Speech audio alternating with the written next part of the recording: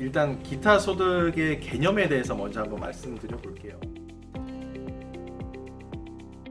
세법적으로는 이자, 배당, 사업, 근로, 연금, 양도, 퇴직 외의 소득으로서 열거된 것으로 한다라고 기타 소득을 명명하고 있거든요. 들어만 보셔도 기타 소득으로 구분되기가 되게 어렵겠죠. 여기 이제 열거된 것이라고 하면 가령 이제 영업권이라던가 저작권 등의 어떤 양도소득이라던가 위약금 배상금, 이 아르바이트생들의 경우에는 일시적 인적 용역 소득에 해당이 됩니다. 그러니까 열거된 소득에 일시적 인적 용역 소득이 있는데 여기에 해당되는지 여부가 이제 관건이 되는 거죠. 그럼 일시적 인적 용역 소득에 대해서 한번 얘기를 해볼까요? 일시적 인적 용역 소득이란 고용관계 없이 예를 들어서 학교에서 강의를 하시는 선생님이나 교수님들 같은 경우에는 고용관계 이시 강의를 하고 지급받으시는 거죠. 그러한 경우에는 근로소득이 될 거고요.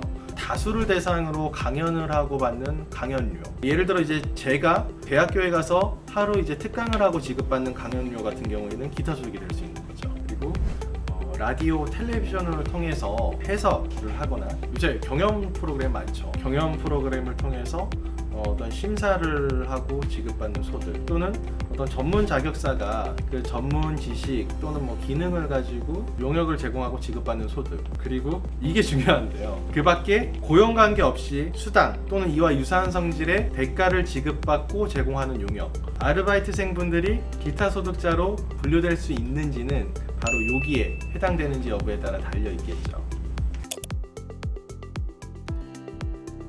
그리고 이제 사업소득이 아닌 이제 기타 소득으로 분류가 되면은 굉장히 큰 실익이 있습니다.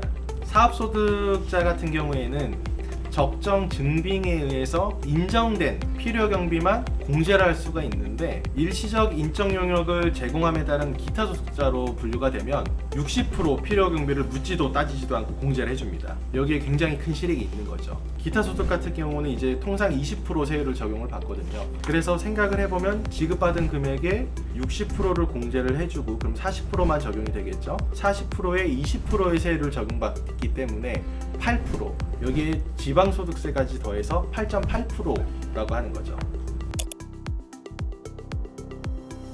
세율만 넣고 봤을 때 사업소득 지급자는 3.3%가 적용되고 기타 소득자는 22%가 적용이 되겠죠. 지방소득세까지. 근데 왜 기타 소득자가 더 유리할까에 대해서 살펴보면 이 필요경비, 기타 소득자 같은 경우는 60%를 일률적으로 공제해준다고 말씀을 드렸죠. 사업소득 지급자 같은 경우에는 인정을 받아야 되는 거죠. 경비의 적정성에 대해서 인정을 받아야 되는데 통상적으로 사업소득 지급자 분들에 대해서 기준경비율 대상자에 해당한다고 봤을 때 한 20% 초중반 정도면 굉장히 경비가 많이 인정된 축에 속하거든요. 이것만 놓고 봤을 때도 필요경비가 20%밖에 적용이 안 되는데 필요경비 60%를 무조건 적용을 해준다? 이건 굉장히 큰 혜택인 거죠. 필요경비를 적용을 해서 소득금액이 낮아지기 때문에 설령 소득 세율이 22%를 적용을 받더라도 훨씬 낮은 세액이 산출이 되는 거죠.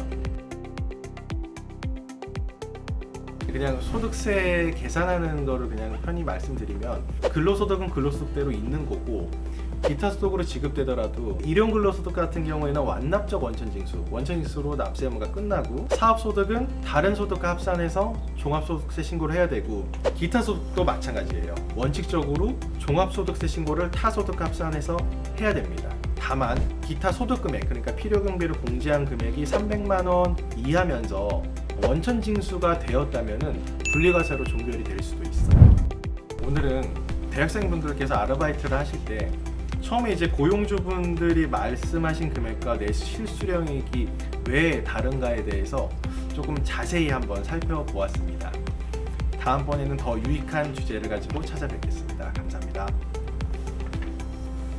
언제나 든든한 세무 전문가가 당신의 미래를 책임집니다.